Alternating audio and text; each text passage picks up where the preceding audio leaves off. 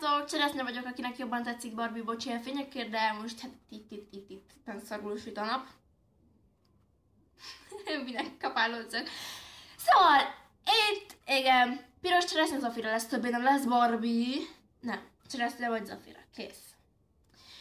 És igen, köszönöm titeket az új csatornámon, mert én hülye.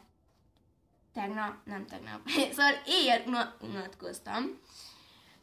És már amúgy is muszáj volt újra telepítenem a telefonom. Így hát ezt megtettem, kiadta ezt a biztonsági mentéses lófaszt, és arra is rámentem, hogy azért valamilyen adatot mentsen már el. Mert azért a muszáj. Azzal semmi probléma nincs.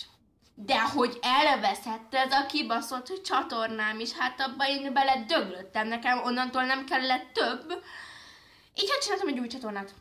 Ja, de most hogy kerül ide a telefonom?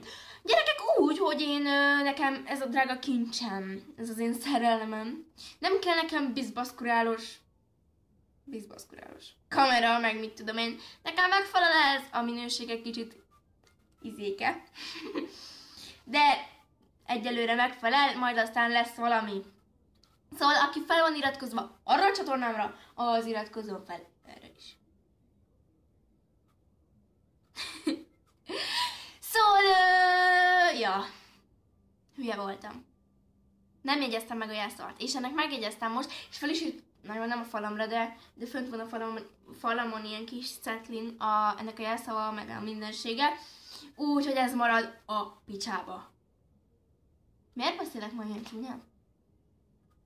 Kinga, mit tettél velem? Szóval, igen. Ez lesz az új csatornám, itt maradok örökre, és hát, ja, ennyi volt ez a videó. Köszönöm, hogy velem tartottak velem legközelebb is. Barbie? Cseresznye voltam, sziasztok!